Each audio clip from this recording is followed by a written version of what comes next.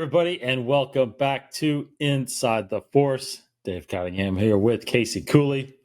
Hello, everybody. Welcome back, Case. It's actually been a little while since we've done Inside the Force, our main show here. We've actually been releasing some council sessions and some Beyond the Sagas on our YouTube channel, as well as our podcast feed. So we are back here talking about all things Star Wars. How's October treating you, man? Oh, it's great. Fall, man. I love fall. Yes. Nice and relaxing. I think I'm over my allergies, thank goodness. I mean, I'm constantly stopped up to some degree, but I think the worst of my allergies are gone. So yeah. But no, pretty good. Well, as long as it's not COVID, right? No. Yes. No, we are in Kentucky, so allergies are a thing here around here. So I've been up and down. It just depends, but I'm actually pretty good right now. So I also was I actually went on vacation last week. So it's part of the reason why we didn't do a show last week. Got some relaxation in, but we are full at it again now. And we got some news to catch up on. The first big thing is something that dropped the day before I left was Star Wars Squadrons.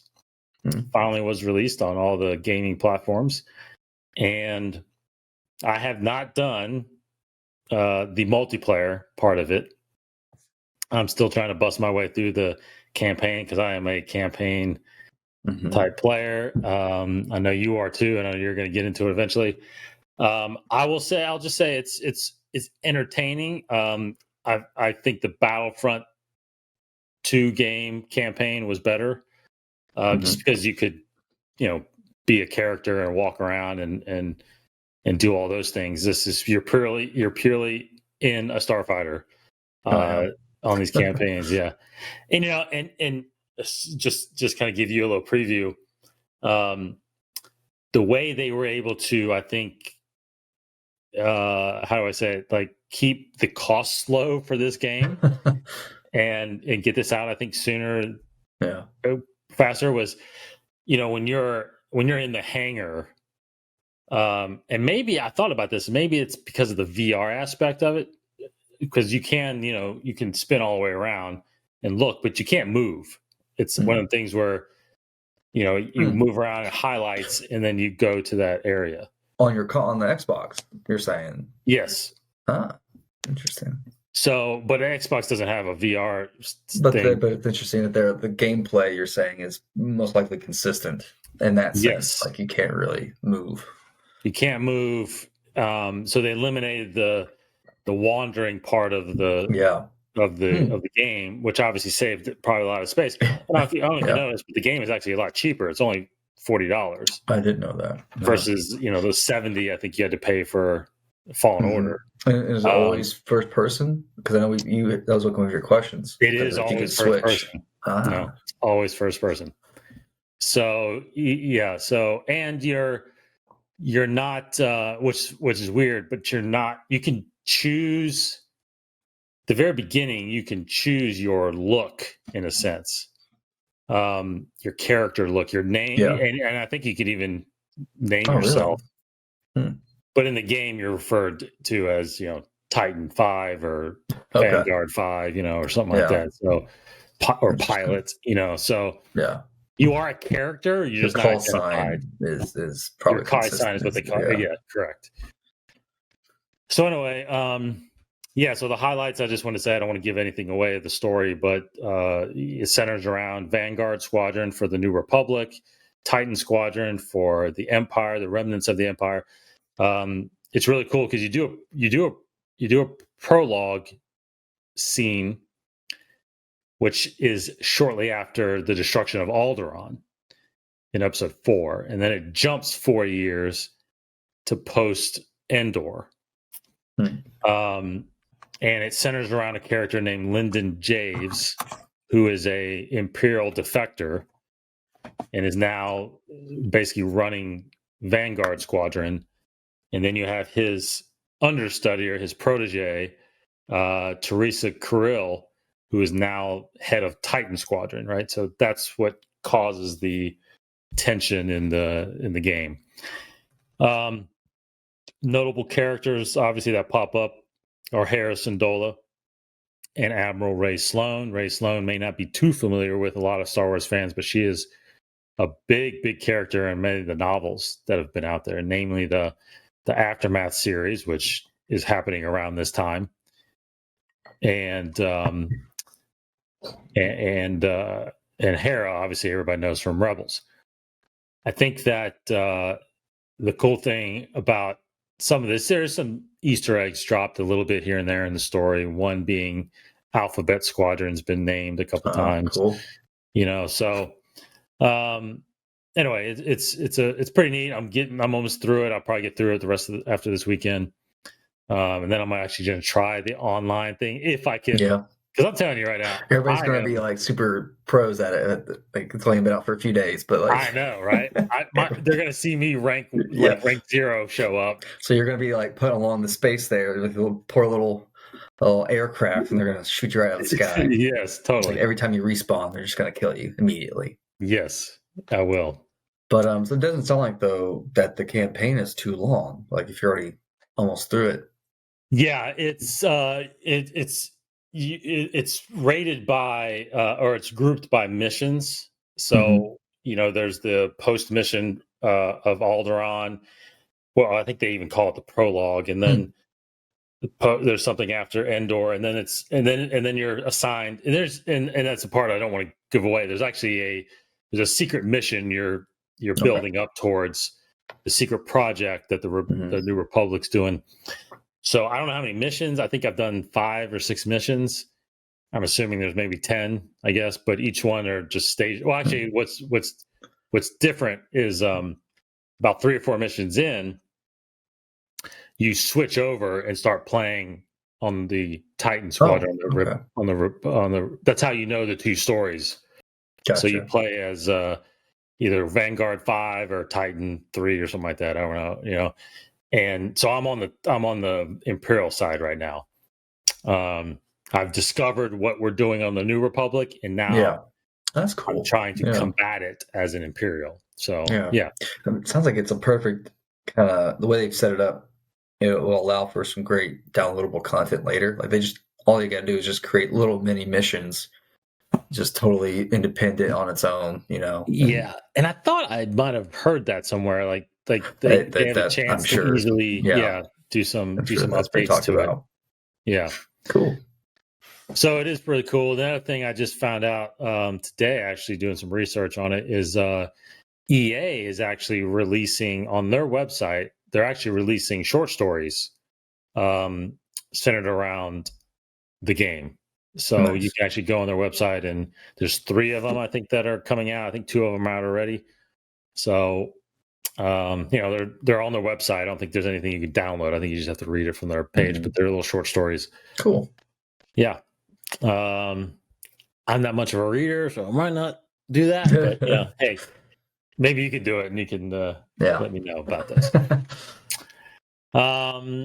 So Star Wars Squadrons pretty decent. I think it's one of those games that'll just be kind of like Battlefront. People will just jump on and play it.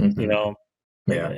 I'm interested in really how the multiplayer does work, the 5-on-5 all the time, and I really do have a really hard time flying sometimes. Like I'm doing these missions and I'm like running into the spaceship sometimes or something. It's like I think I'm rolling, but I'm not. I'm trying to.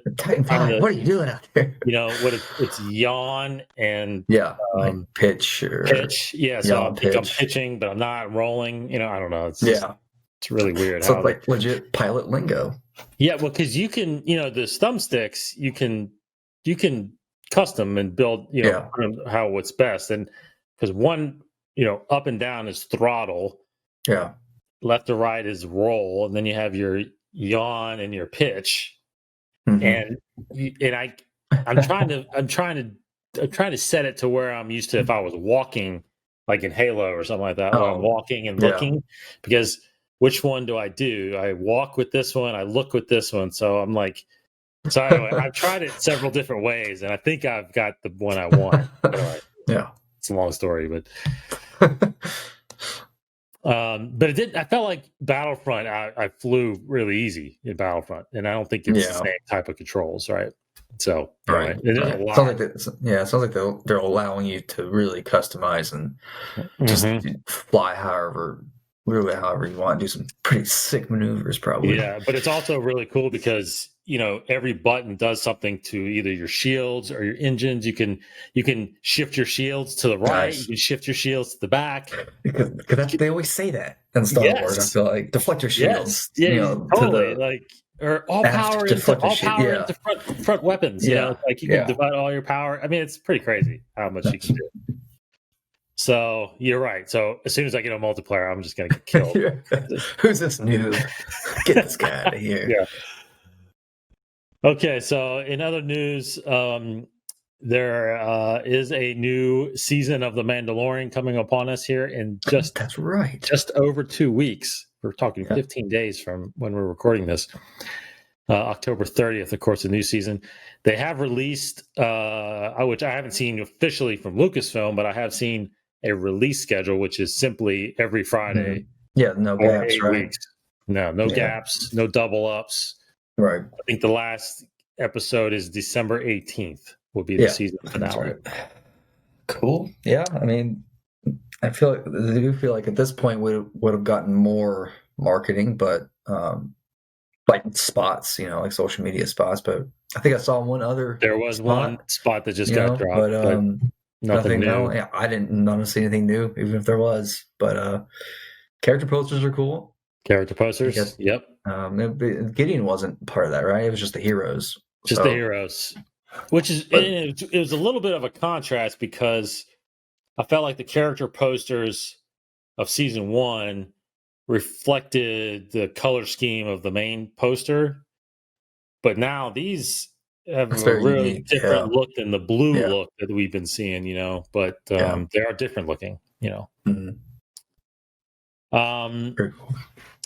One quick mention I want to talk about, we don't have to get too deep into it, but Star Wars Newsnet there's an article that they put out the other day that says that Jon Favreau has confirmed that season 3 is on schedule to get into production, and obviously we'll probably get that next year.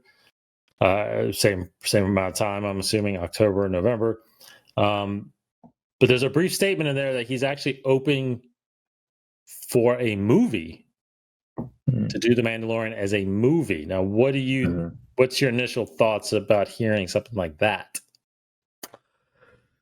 Not too. I mean, I guess normally, I would feel like that doesn't sound as good, just because I would think normally with the TV show you could tell a larger story, but honestly, it's like I won't be too worried about it because it's Star Wars. Star Wars movies are great, but I don't know. I mean, it's hard to tell, honestly, just because with the stories we got with season 1, I feel like it was for a show, it was small. I feel like it wasn't a super large story. The episodes are short. It was a short season.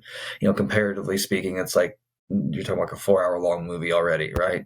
I mean, if you round down each episode to 30 minutes or round up, depending on where you at. Right. So we're 4 to 5 hours, So, this would be about half of that, So I'm not too worried about it, honestly, if they made it a movie. I'm curious to see what, I know what article you were talking about, but I can't remember if he said if this would be place of maybe like a season 4 or in place of season 3. Can't remember. There's a reason why he said a movie, because he's worried about a shortened season or something. Yeah, I didn't see anything in depth about that. I was assuming that it would be almost like a finale would be a movie length. And I think in that sense, a movie would be perfect. A lot of shows. I mean, I say a lot, but I can only think of a couple. Some shows have done that, and I think it's been fine. Firefly did that. The show Firefly, and Downton Abbey did that. And I watched Downton Abbey, and it was good. So I don't mind shows capping off with a movie. Because Yeah, I mean, I think it could open the door for something new. Because I've read some rumors about spin-off shows, and obviously you have too. It's like there's tons of rumors about that, so I think a movie could be a good opportunity for that. But it'd be cool. Yeah. I mean, I think maybe I'll have a better opinion after season 2 comes out to see where the story's headed. To feel like if the movie would best be told. To cap it off, but who knows? I'm still not really sure I can even guess how many seasons we're even going to get right now of Mandalorian, because I think season 2 is going to be very telling, and how big of a door they open to the story. You know what I mean? Because if they really open this up with more characters and put more pressure on the child and Mandalorian, I think you could. I definitely see this thing go 4, 5, 6, 7 seasons. But I guess it also always depends on the popularity of the show. Yeah, it's just it's been my whole not really concern, but just kind of like weariness about the show's direction for the Mandalorian. Because the first one was everybody talked mostly about Baby Yoda. This season 2, there's so much writing behind potential new characters like Hera and Ahsoka, all the rebels, whatever they're going to do with that. So it's the direction of Mando himself. If this season gives him, like you said, a lot of new opportunities for season 3 to carry his story even further, and then maybe a movie would be a good way to cap off his story. I feel like, also in that same vein, I feel like if they're making the show and it's coming out like, hey, this is actually, based on the reactions of the show, it sounds like we should focus away from Mando. Maybe he isn't as interesting of a character, so he should focus away from him and allow these other characters to speak more. Maybe it's like Cara Dune or Ahsoka or Hera or whoever. Give them their own show or live action show, I should say. So maybe movie is the best way to kind of quietly close off Mando's story for new characters. So I don't know. I think bottom line, I'm fine with the movie. I think there's no negative side of it in this case. Yeah. Well, it just made me think of a franchise that actually did it. They did it on accident. Not accident. They did it because they had to, but then they also had thought about it. And I'm talking about the show years ago called 24. Oh, right. Perfect example. Yeah, the Kiefer Sutherland did, right? So now, because of that format, it was real time. Right. You couldn't go beyond that season, right? Yeah. But there was such big gaps between the seasons that they eventually, but that was because there was a strike-ridden short season, and they only had a few episodes. So what they did was they turned those episodes actually into a movie. Now, but they flirted for several seasons of making a movie to put into theaters in between seasons, right? To satisfy, because 24 was a massive hit. I mean, everybody wanted to watch that thing. Yeah. So that's where actually I see this could be, like in between seasons. Yeah. You put out a movie. Yeah. As part of either, maybe it's even part of one of the characters, not just Mando. Maybe it's actually some of the other characters. Maybe it's a Cara Dune movie, because there's apparently a rumor of something in development of her. I saw this. Yeah, maybe it's a backstory of grief or what's Jean-Claude? What's his?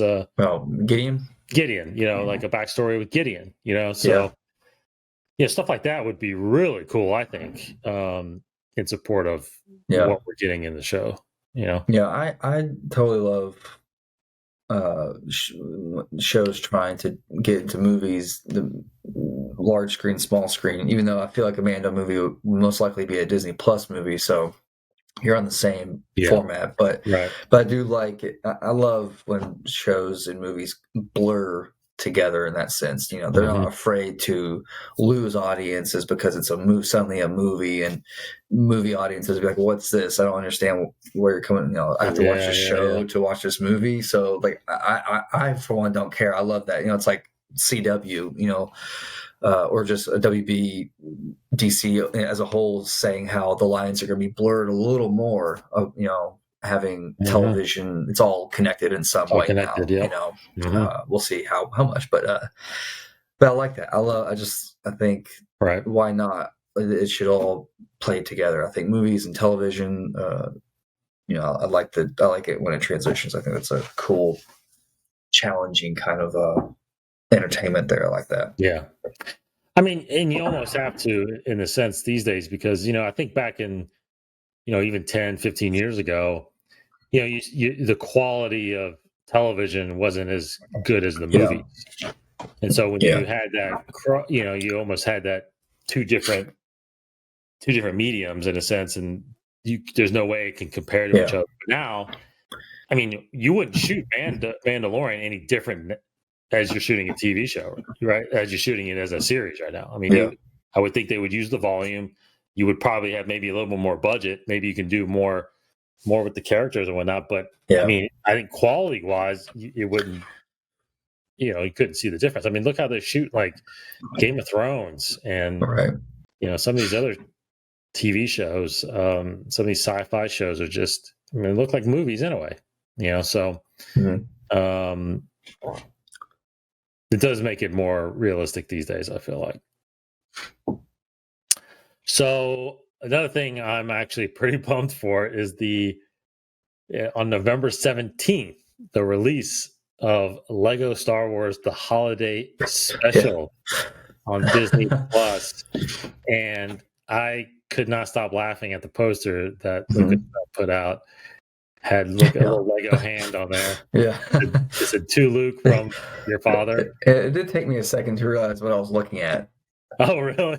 But I just didn't immediately recognize it as a Lego hand, but it didn't take me long. I thought it was pretty funny. Very clever. Yeah, very clever. Pretty cool thing that I think they're putting out a little sooner than the holidays, I guess. But it's centered around Life Day, not Christmas. Yeah, I'm sure. I guess. I mean, I guess it's Life Day. I guess they're going to have some callback to the original holiday special. Sure, something. Yeah. But it looks like all the characters from all the sagas are there. You do have some prominent characters, actors coming back. Billy D. Williams, Anthony Daniels, of course. I think I heard even who was the other one I heard? It just escaped me now. But you definitely got James Earl Taylor and Tom Kane and D. Bradley Baker. Yep. They're all there. I think Kelly Marie Tran. That's who it was. Find the list right now. Yeah, Rose, she's back. Yeah. Yep. Crazy. So you got some good names that are going to lend their voices back to it, and it's just going to be a nice little fun thing. I think my girls will really enjoy it. I think I'll laugh at it. Yes. Now, do you remember? You've seen the old holiday special? Oh yeah. Okay. Oh yeah. Yeah, it's been a while. I think you can find it on YouTube these days. That's how I watch. Well, I think when YouTube was still relatively new. I think when I was in high school, I found it, and that's how I watched it on YouTube years ago. I have a VHS copy of it somewhere, but I have recently. Well, not recently. I say in the last few years, I've watched it again on YouTube. But anyway, there's no way it's going to be as bad as that one. I'm sure. I mean, they have to make some callbacks to that with some of those random characters and just the silliness and just how goofy it was. Yeah. The question is, are we going to see Chewbacca's family? That's the big thing. I think you have to. I mean, I like because that is canon. Like, I'm not sure to the extent of the old holiday special made his family, but I know through the Aftermath books they kind of opened that door and kind of brought some of that back into canon a little bit. But if they're going to make fun of the that Boba Fett cartoon that you can play within it, just the weird musical numbers, I don't know. It's like Or I mean, I think it will be good. I think it's going to be nice, goofy, just trying to be funny, not unintentionally funny. I think like Yes. all these special ones, just unintentionally like, what am I watching? Right. Okay. Next thing is back on just actually this past weekend. I think New York Comic Con actually happened, and virtually, of course. There were a couple of panels from Lucasfilm Publishing, and I think there were two. One really just kind of recapped what was coming and what was previously announced. They just talked a little bit more with the authors. But there was a panel that introduced some new content that is coming, namely from the High Republic. And all they are simply 3 novels that are coming sometime next year.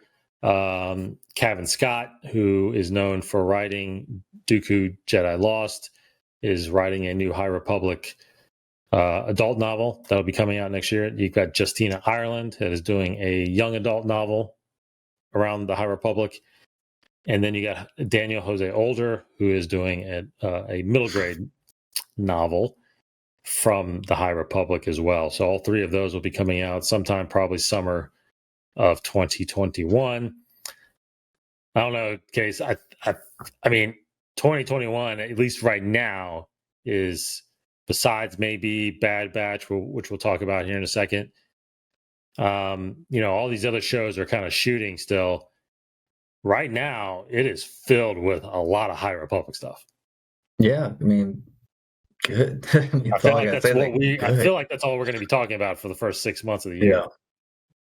I mean, I think that can only help their goals of just making High Republic become the definitive next era of Star Wars. Right. I mean, the only next step is if by the success of all these books and hopefully this will just, people will latch on to it and the popularity will grow. You think that maybe mid to late next year they will announce maybe a game or a show of High Republic, or heck, even a Disney Plus movie. Which again, it's like I don't know what they're waiting on besides to know if the books are successful. But it's just, I feel like with the Disney Plus movie, I don't know the statistics of it all, but I feel like it's less of a risk to do a Disney Plus movie. Yeah, because I feel like your metrics are so different than a theatrically released movie, and and obviously the cinema business has changed already. So, I don't see what they're waiting on so much to go out and say there's going to be a High Republic Star Wars movie. If that's even on the radar, because I'm for just do anything, do everything, just do it all. Yeah, well, you said it though. But you said it though. I'm surprised. I'm somewhat surprised with all the massive amounts of comics and novels we're getting. Truly, why they didn't? Maybe they have, and we just haven't heard it. But I think it is prime for a game, because we haven't seen this era before, like you said, and this. You will only see this era in the comics, right? In a novel, it's up to your imagination. But if you had a game and you could walk around Coruscant or walk around wherever planet that game takes you, and I keep saying it like I know that it's this easy, but maybe it's not. But right, I mean, you have the game in Jedi Fallen Order. All you gotta do is reskin it in a sense, and turn that character into somebody else, and then obviously you have to create the story around that, whatever. But you had the engine there. I mean, if you had a Jedi Fallen Order type game of the High Republic, I think that would only do nothing but increase the attention that the novels and the game and the comics would get because of the involvement of a game like that. Because I think there's more gamers right now, in my opinion. I think there would be more gamers involved in that than possibly the readers of novels. But I could be wrong about that. Maybe. I mean, and what I was just reading today about this release of all the High Republic materials, that one of the stories it's just revolving around this young group of Jedi with younger Yoda kind of just going through the galaxy. It's like something like that is a perfect game story where it's just you are part of a team, like you are one Jedi of this group out exploring the galaxy. So you're going to planet, different missions, just like Squadrons. You know, you have these different missions that you can play, replay, you know, do whatever you want to do. So I feel like, yeah, I mean, I think it seems very logical that a game would be on their potential list of mediums to tell with High Republic. But yeah, I'm not sure.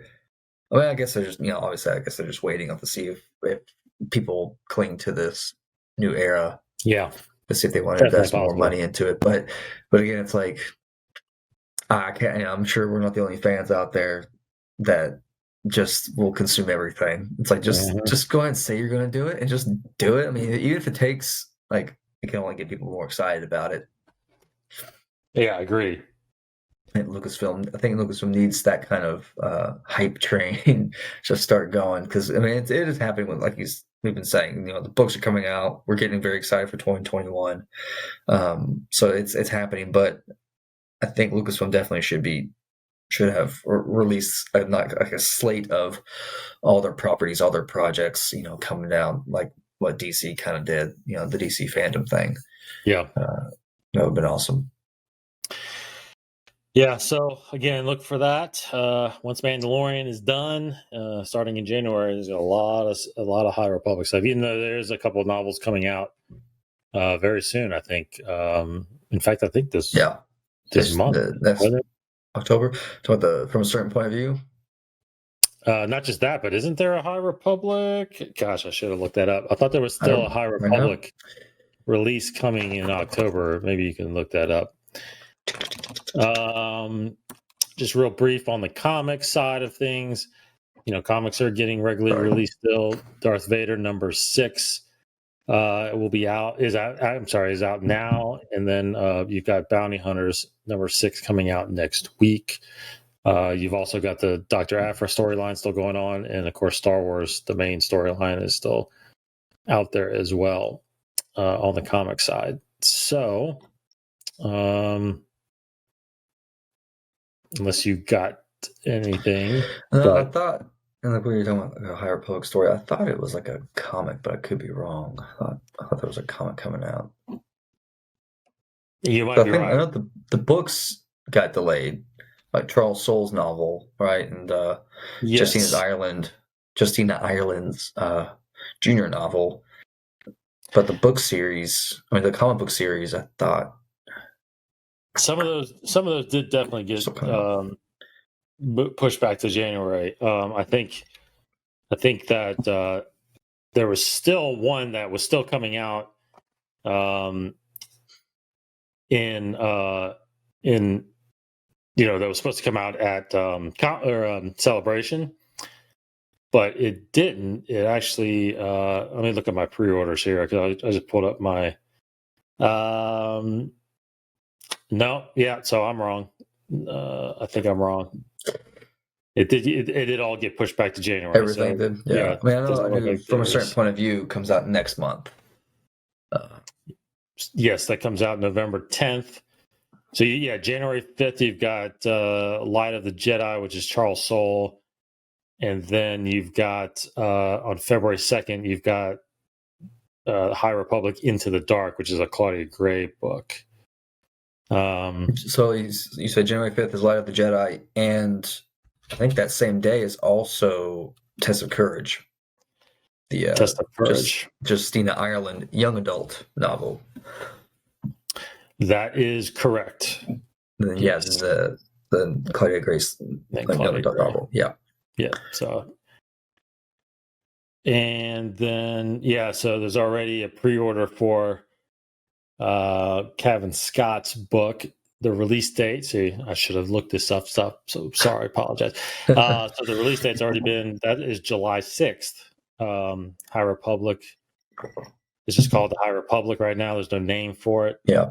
But that is coming out July. I don't see any other I don't see the other two that we announced. That is, at least I don't see that as a pre-release on Audible. Yeah, I've got 2 credits on here. I might go ahead and pre-order. Yeah, man. Yeah, I'm behind on my audiobook listening. I got to get to me too. Thrawn. Still, Thrawn Ascendancy.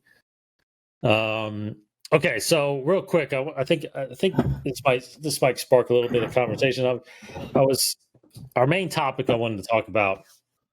When I was playing Star Wars Squadrons, you do, like I said at the beginning of the show, you do come across characters that are, to me, very popular these days, which are Hera, Syndulla, and Ray Sloan.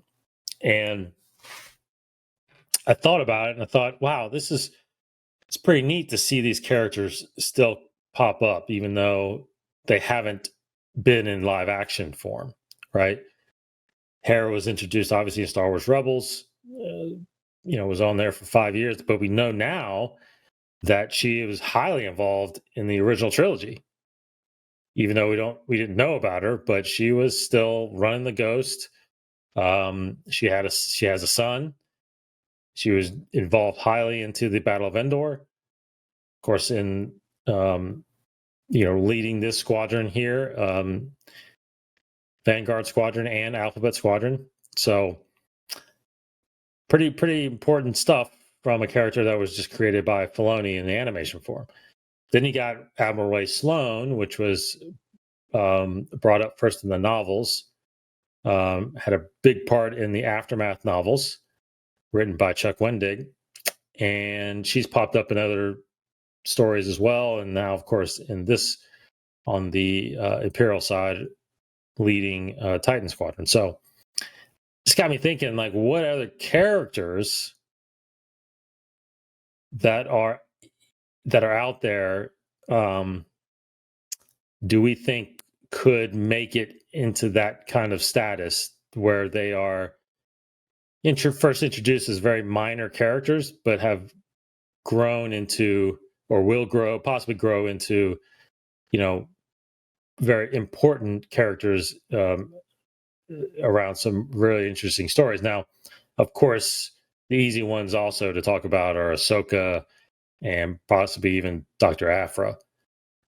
Mm-hmm. But what other ones are out there? Do you got somebody in mind yet, or do you? Kind of. Because for me personally, honestly, I'm not sure. From what I have read, I'm not sure if many characters even stand out to me. To be honest.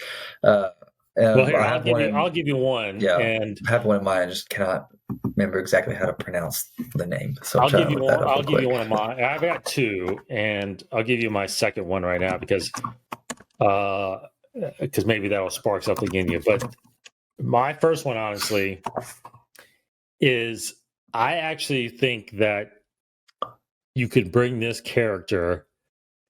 This character has not been in canon yet, so he's part of the Legends storylines, and I feel like you could bring him in now in a different manner than the way he was before. And I'm talking about Galen Merrick, which is Starkiller from the Force Unleashed games, right? Because what was so awesome about his character in those games was that he, at that time, was responsible for the rebellion and the formation of what was, the alliance, the Rebel Alliance, which was between 3 main characters, bringing those 3 senators together, which was Mon Mothma, Bail Organa, and then a character, again, that's not part of canon yet, was Garm Bella Bliss, right? So I just felt like that storyline was incredible. Yeah. And I think, his code name was Starkiller. But he was a son of 2 Jedi that went into hiding after Order 66, tracked down by Vader, trained by Vader as an assassin and whatever. And if everybody's seen or doesn't play the game, this is part of the story, prequel story. But in the end, I just felt like I just feel like that character, and again, the likeness is from Sam Witwer. Sam Witwer's still around, so you can still get him. But to bring that character somehow into live action somewhere, and again, not be the same storyline, but have him be an assassin or be an inquisitor or be somebody, or even bring him in as a Jedi. Who knows? Maybe he is a Jedi still that survived Order 66 and, being tracked down by Vader. But anyway, I just feel like there's still something there with that character. And you have the likeness of Sam Witwer still around, that you can still bring him back and he can still fulfill that character. I just think that's kind of the example I'm talking about, is somebody like that was very popular back in, a few years ago, and hasn't made that jump into the canon, the new canon stories. I just think there's a potential there with him. Yeah, that would be awesome. I mean, if we're talking about what's now legends, there are, obviously I think we all wish Mara Jade somehow made her way into canon. But one of my favorite stories from Legends is the I believe it's called the Jedi Academy Trilogy. That's how I always remembered it. Jedi Academy Trilogy. It's these 3 books, and they're one of the main characters of that trilogy is Kip Duron, who is one of the students in Luke's academy. Oh. And he was really close with Han Solo, and it was just a good, just a battle between light and dark side. Like, this character, he was kind of a troubled kid. Han found him, I think, as well. It's been years, but I think Han found him, and he was kind of a rough around the edges kid, but he was force sensitive, trained, and he just struggled with light and dark side, and it was an epic story. And then it's good. And I'm not going to spoil it too much, because it is a great story, and I still think you should read Legends, everybody listening. So definitely read those books. Again, I'm pretty sure it's referred to as the Jedi Academy Trilogy. But it's awesome. And so he's great. I would love it, because I think, again, when you talk about these new, like, somewhat new characters, but giving characters new and more stories, I just feel like the gaps in the timeline are starting to get so small, except for this even the era between 3 and 4. I mean, it's a large era, it's 20 years, but like, there's so much coming out right now, or there has already come out in that time period. So right now I feel like the era is between 6 and 7, and it's unfortunate that it doesn't seem like Luke had a huge academy. So it's like, I'm not sure if there's an opportunity for a new character, like other big Jedi between that. I mean, it's 30 years, which is a long time, but it's like, I just feel like we kind of got the rug pulled out from under us in terms of what's possible with the Jedi during that time. It doesn't seem like anything's possible. So we may not get a new Jedi character. Now, who knows? They can do whatever they want. But go ahead. But even, I was about to say, but even that's pretty interesting, because I don't know that story.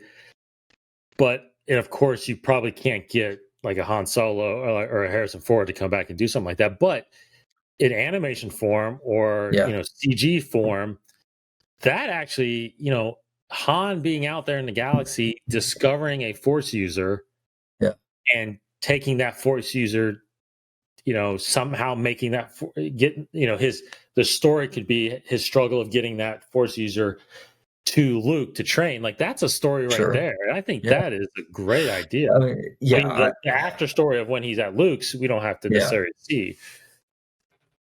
I mean, we do know there's Han says a handful of students, which it seems like, based off Kyle's comic, there was only ever a handful of students. There was only ever, right? It so seems like. But we don't know. So, we don't know if how they all got all there. we We don't saw know. were the young ones, and if there was some older ones somewhere else. Who knows? There's definitely a possibility, and it's but I just think that's an era that they just need to start telling those stories now. It's like, we're through the movies, so let's start telling those stories.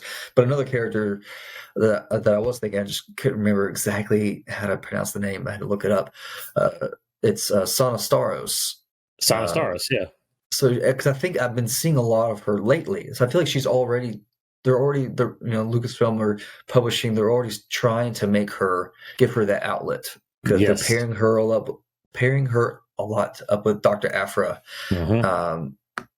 and so it's like I could totally see her as a up and coming character in terms of making that leap to I guess what we would call mainstream Star Wars. Yep. But other than her, I can't. Yeah, it's hard to. No, you're right. I think with Son of Stars, I think it's inevitable. I think we're going to get a live action version of Afra in a and Disney Plus series. Get her most likely. And then she will be Sana. part of that. I think you're right. Cool. I think she will, because she is getting more and more attention in those stories. Yeah, because it's with Afra and with Sana, it's great because those characters have a future to tell.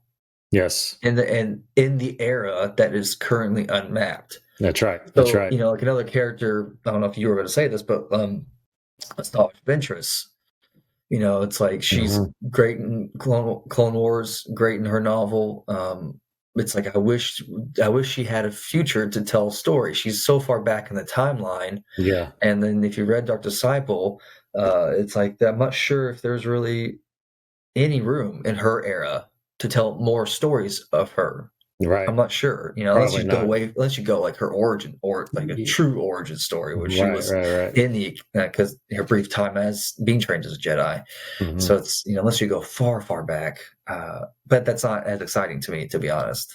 Yeah, I wish we could have gotten some kind of live action version of Ventress. I think, but unfortunately, I think her story is wrapped up. I mean, it's a good example of a wrapped up character, but as I think there should be, those characters should have closings. I don't think you should just keep and Star Wars is notorious for this. I don't think you should just keep telling forever stories. I think you need to refresh it a little bit. I think we're getting there. I think we're in that place. So, which is the point of this conversation, is basically who's the newer characters. And I think that's an interesting point you made about the timelines, because I agree with you in a sense that there are, there's two main big gaps, right? 3 and 4 and 6 and 7. And we're starting to get some of those stories filled in. But what's funny is that there truly is, in my opinion, no end to the stories you can tell within those eras. It does just come down to a question, I think, what's too many, right? Because I even think about when I'm playing Squadrons. So this takes place between, the Battle of Endor and the Battle of Jakku, right? That whole year between. I mean, there's all this plot and characters and stories that you're running through. It has nothing to do with everything that's happening, which is a huge story in the Aftermath books. Completely separate stories. One doesn't really affect the other, besides the Empire versus the New Republic. So you're finding this out a little bit. We're finding this out a little bit with the Mandalorian, right? There's this whole story going on 5 years after Endor and somewhere else in the galaxy, and we haven't seen anything that's going on in the Republic or at the Senate. Who's the Chancellor? We think it's Mon Mothma. Blah blah blah. Anyway, I think there's so many stories you can do in different parts of the galaxy that won't have an effect. Yeah. But again, how many is too much, and how many does it start becoming irrelevant, right? And and do we want stories that have a massive impact on the galaxy, or is it just condensed stories? What I mean that's a good question to have maybe in a council session. Is what do people prefer more, like the big overarching civil war that's going on, or is it the Mandalorian story that just happens in this part of the galaxy, right? I mean, I don't know how many people would answer. That's actually a great topic. Yeah, I mean, I think that does warrant council sessions, but like just to give a brief opinion on it is, I feel like for me at least, it's my mind when thinking of Star Wars stories is my mind always tends to go to those galaxy wide events. There's rumors about more shows in this era that kind of connect with Mandalorian, kind of like a Game of Thrones type of style. Well, I keep thinking like, how can all these characters get involved, and all these stories happen without involving the wider galaxy, without involving the legacy characters, because they're in their prime during this time. They're young, they're out there still working. It's like, how can we not involve them? But that's probably a wrong way of thinking, to your topic there, to your point. So, but again, as a Star go ahead. As a Star Wars fan, I don't care that maybe if we never have like a Luke Skywalker comes into Mandalorian or a Leia. It's like you could find a way. I'm sure it probably won't look as good digitally, but it's like, as a story, I don't mind for that to happen. But to actually execute it in a show is a whole different thing. But again, I think we're talking about the vastness of also the stories that are in this galaxy too. Because again, I think we're so when you look at the prequels, when you look at the original trilogy, when you look at the sequel trilogy, those are galaxy-wide conflicts. Yeah, and we're at the top level. We're seeing the top level of those stories, right? I mean, there's nothing bigger going on than those stories, right?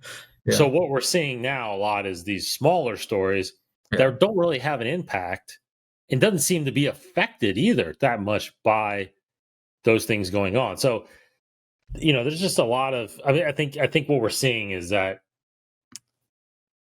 which I think it just gets lost sometimes with fans, is how big a galaxy actually is. Absolutely. How many worlds are actually in the Star Wars galaxy? We're talking thousands. So, and just count how many billions and trillions of people, so there's stories all over the place. But again, it does come down to which ones do we prefer. And that's a good couch session we'll get into. But the one character top of mind for me that I think deserves a lot more deeper understanding and a lot more story, and you can do it definitely in live action. I feel like you can even do it in a Disney Plus series also, is Iden Versio. Yeah, no, absolutely. I think you get Janina Gavankar, and just, I mean, she's a huge Star Wars fan. I think you could easily get her. Yes. And, have her. I mean, because again, people that have watched or played that storyline in Star Wars Battlefront 2, I mean, her, spoilers if you haven't played it yet, but her story from being a hardcore Imperial, believing with her whole heart and soul that the Empire were the good guys and the rebels were these terrorists, and then all of a sudden making that turn to support the rebellion and ultimately the New Republic. Plus she has a daughter that gets involved. It's just, there's a lot of story there. And I think she's a great character. And I think Jania is a good actress. She's getting a lot of good stuff now. And I think there's an opportunity there. And I think people will be interested in that. Yeah, her story is good because it kind of touches on what I was thinking of. These, her story is small, but she does get wrapped up in a larger scale. Yes. It's like in her game, you see the legacy characters in her story. She does meet Princess Leia, and kind of fight alongside these people. But I do like, but you're right though. I think there are, and I think there's going to be a lot more stories to be told that are of this smaller scale. Yes, I agree. That don't have any sort of bearing back and forth. All this, it's funny because all this that we're talking about really goes against, I think, what kind of, we mentioned, our worries about the expanding universe canon back when it was kind of restarted in the sense of none of these stories being told on this level of Star Wars canon, like the books, are really going to have an impact on the canon overall. That was my pessimistic theory about it all. And I mean, been proven wrong. Aftermath and Bloodline. There are some definite books out there that prove that wrong. I think that weigh a lot on, or potentially could weigh a lot on canon. But these characters, these characters are making these leaps, and I think that is a good perfect. Like that's a good thing to happen, and I think it is. It proves me wrong 100%, and I'm glad that it does. The fact that Hera, or Sloane, really is the best example because she was introduced in the very first new canon book, and now she's in a game, and it won't be long, I'm sure, to where she's in a TV show. That's exactly right. Or something like that. And I think that's very exciting. I 100% agree. I think we'll see more of that. I do think we'll see more of that as we get more literature and more comics and stuff like that. And of course, as fans, it gives fans an opportunity too, because you got to think of those that haven't read anything about Sloane, haven't read anything about Aphra, and then all of a sudden we get them in a live action series or even an animated series, and then that character has a history that allows you to go back and read those books and read those comics and dive into more stories. And that's just, again, the connectivity that you mentioned. That's when all that stuff starts happening. So lots of good stuff there. Lots of good stuff. So we'll keep like we said, as Casey said, we consume it all. So doesn't matter. Just give it to us. Doesn't matter. I know, right? Doesn't matter. We'll take it all, and it's great to hear these connections. Now, I'll tell you one thing I was kind of freaking out about when I was playing Squadrons. I completely forgot till just now. And the name escapes me now. I can't believe I put up, but as in the prologue, where you play as the Imperial side first, which is the Lyndon Javes and Teresa Carril, and you're going, because what happens is when Alderaan gets destroyed, Vader actually, in the game they actually show a shot of Bail on Alderaan. Nice. So when that happens, shortly after that, Vader actually puts out an order to have all the squadrons go after all of the Alderaan refugees that are trying to, flee and find other planets to escape. And so this first prologue mission, you're on Titan Squadron, you're going after this ship that's got a bunch of refugees on it, protected by rebels, obviously. And there is a part of it where you're also, so they have captured somebody. This rebel installation has captured an Imperial that you're trying to save, and they name the Imperial, and I again, it started with a T, I think, or something like that. And I thought, oh wow, is that the character from Lost Stars? Like, or Thane. So Thane is what I was thinking. Thane? I think yes. Thane. I know there was an Alderaanian, but I don't think it was Thane. Right, but he's a he, right? And the woman was there was a woman. Sienna. Sienna, you're right. Sienna. Good job, Sienna. Thane Kyrell. And Sienna something. Yeah. So it's been a while. For some reason I didn't remember the Imperial's name and stuff like that. So I was like, oh my God, that's so cool if they brought that character into this game, and now we're sitting there trying to save it. But it wasn't. I looked it up. It wasn't the same character. So. No, yeah, I think the age would be off there. So yeah, Sienna Ray. Because around episode 4, she was an Imperial. Right? That's right. Because they both were Imperials, right? Well, there was one character is what drove him away.